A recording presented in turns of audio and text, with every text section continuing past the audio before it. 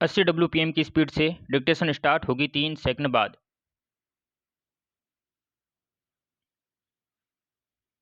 Start. हस्तगत प्रकरण से संबंधित मूल वाद प्रार्थी द्वारा इकरारनामा दिनांक 22/7/2008 की विनिर्दिष्ट अनुपालना हेतु प्रस्तुत किया गया है, जिसे अप्रार्थी द्वारा फर्जी व कूटरचित होना कथित किया गया है, जिसके संबंध में न्यायालय के विनम्र मत में प्रकरण में उभय पक्षों द्वारा किए गए अभिवचनों व उनके समर्थन में प्रस्तुत शपथ पत्र व दस्तावेजों के आधार पर प्रकरण में निम्नलिखित सद्भाविक तात्विक प्रश्न उत्पन्न होते हैं। आया प्रार्थी इकरारनामा दिनांक 22/7/2008 की विनिर्दिष्ट अनुपालना करवाने का अधिकारी है तथा आया प्रार्थी द्वारा मियाद अवधि के अंतर्गत वाद पत्र प्रस्तुत किया गया है अथवा नहीं। पैराग्राफ।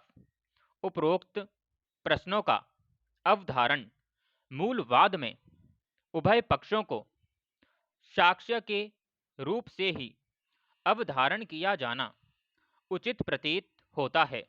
जहां तक प्रकरण में विवादित भूमि पर कब्जे के बिंदु का प्रश्न है, तो प्रार्थी द्वारा अपने प्रार्थना पत्र में यह तथ्य अंकित किए हैं कि विवादित भूमि पर भौतिक कब्जा प्रार्थी को सुपुर्द किया तथा प्रार्थी का अपनी खरीदशुदा भूमि पर कब्जा काश्त है, किंतु हस्तगत प्रकरण में कब्जे के बिंदु के संबंध में उभय पक्षों द्वारा ही कोई दस्तावेज प्रस्तुत नहीं की गई है।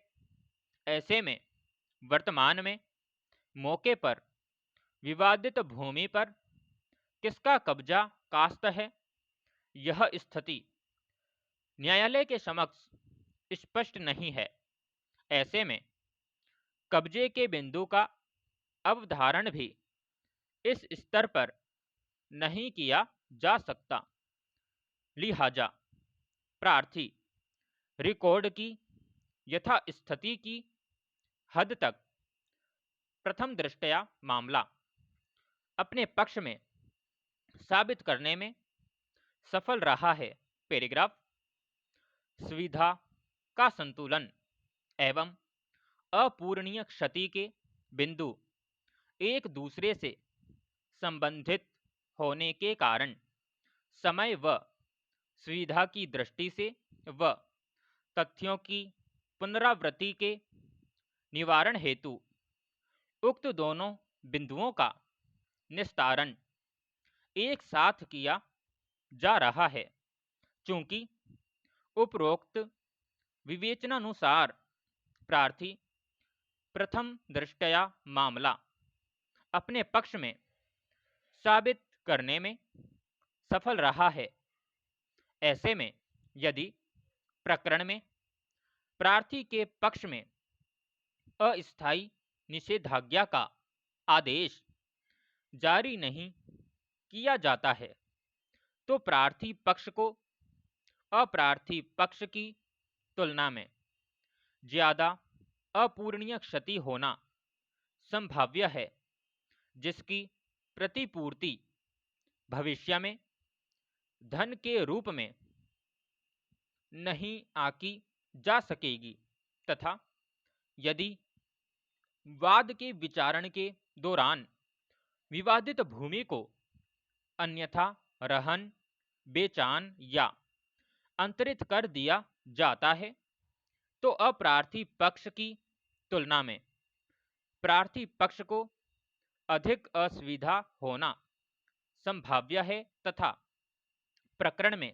उभय पक्षों के मध्य विवादित अचल संपत्ति के संबंध में उत्पन्न हुआ है जिसको लिस पेंडस के सिद्धांत के दृष्टिगत भी विवादित संपत्ति को संरक्षित किया जाना न्यायोचित प्रतीत होता है।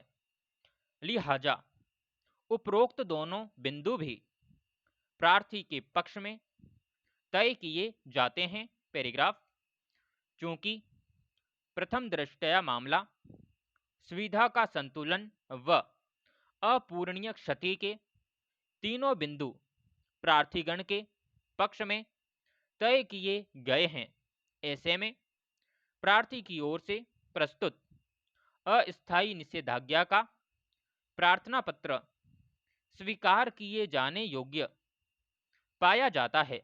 विराम समाप्त।